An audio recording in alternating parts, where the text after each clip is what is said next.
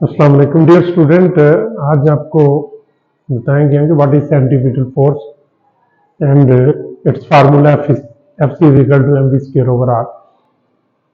बेटा आपने देखा है कि जब कोई चीज दायरे में घूमती है यानी सर्कल में घूमती है तो उसको किसी फोर्स की जरूरत होती है।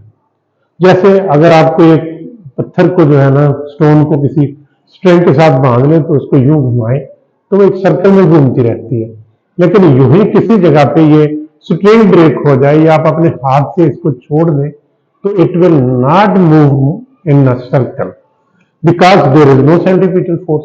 तो centripetal force is a force that keeps the body to move in a circular path. यानी सेंट्रीपिटल फोर्स ये होती है ये सीधी जो बॉडी होती है उसको सर्कल में मूव करने की जो है वो टेंड करती है उसको कि सर्कल में मूव करे। फॉर एग्जांपल देखिए, अगर कोई बॉडी जो है वो सर्कल में मूव कर रहा है और यहां पे हम वो किसी रस्सी के साथ हमने एक स्टोन बांधा हुआ है, अगर हमारी रस्सी यहां पे छूट जाए या ये टूट जाए तो it will move along the tangent, और अगर यहां पे आके टूट जाए तो it will move along the tangent.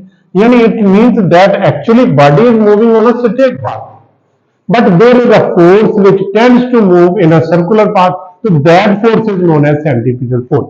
तो centripetal force क्या है? Centripetal force is a force that keeps the body to move in a circular path, that is known as centripetal force. Now we know the centripetal force, we prove करेंगे कि Fc is equal to mv square over r, where m is the mass of the body, v is the velocity with which the body is moving on a circular path, and r is the radius of the circle in which the body is rotating, body is moving.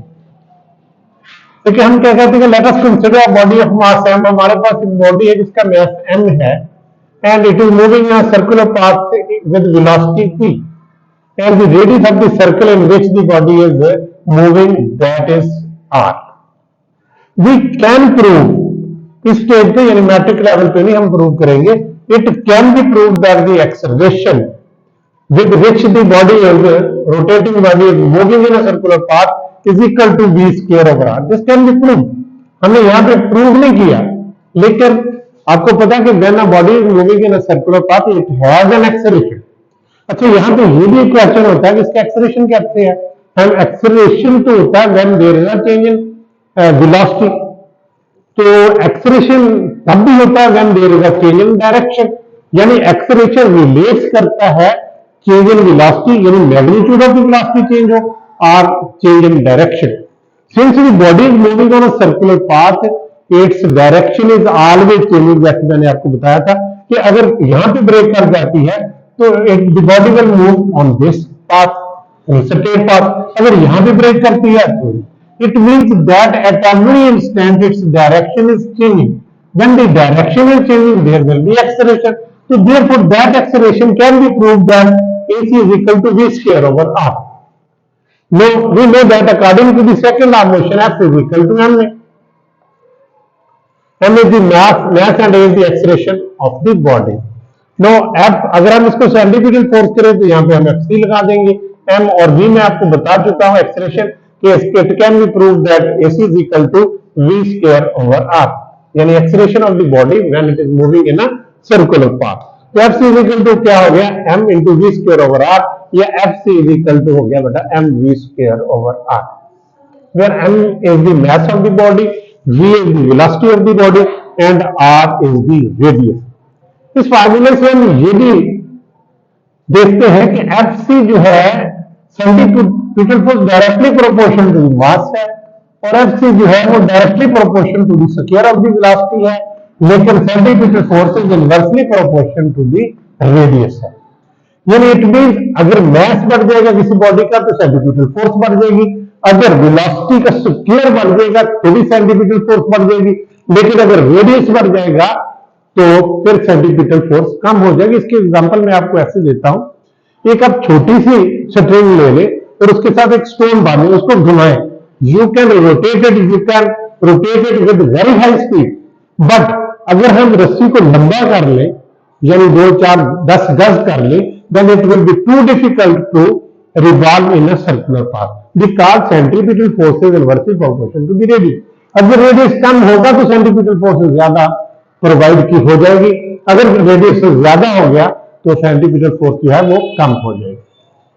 अक्सर आपको ये भी सवाल पूछा जाता है कि F C equal to M we square over R में अगर वेलोसिटी डबल हो जाए तो what will happen with the centripetal force. तो बेटा v को हमने 2v कर देना, तो क्या होगा F C is equal to M और v के बजाय आप 2v लिखे और इसका स्क्वायर लिखे ओवर r, तो F C is equal to M 2v का स्क्वायर हो गया 4v स्क्वायर ओवर r। अब इस 4 को आप स्टार्ट में ले आए 4mv square over r। It means if the velocity becomes double, then centimeter force will become 4 times, यानी 4 गुना होगा।